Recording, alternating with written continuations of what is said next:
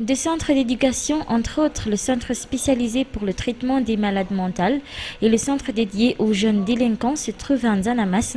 En plus des traitements médicaux, ils ont réellement besoin de soutien spirituel, d'où l'implantation d'une toute nouvelle aumônerie protestante au sein de la FGKM Bethesda, une église nouvellement construite grâce à l'aide du couple présidentiel qui a pris en charge le côté financier des travaux et l'équipement de la dite église protestante.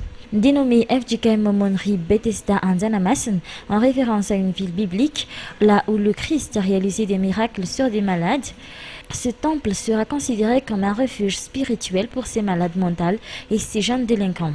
Dans son discours, le président Andrzej Wilna a souhaité que la présence de cette aumônerie protestante soit bénéfique aux malades d'Nzanamas et de leurs proches.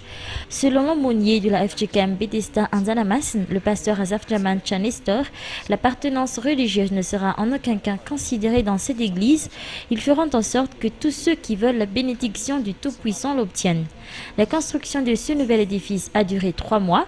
Le président Radzwiln et son épouse ont également équipé ce temple en bancs d'église et autres, puis ils ont offert des dons de couverture à cette aumônerie, des couvertures qui seront par la suite distribuées aux malades et aux jeunes délinquants d'Nzanamas. En 2009, ou plus précisément à quelques jours de Noël, Minal Radzwiln, président de l'association FITI, a déjà rendu visite au centre d'éducation des jeunes délinquants d'Nzanamas. Elle leur a apporté de l'espoir, de l'amour, mais aussi des jouets pour Noël et diverses aides pour le centre.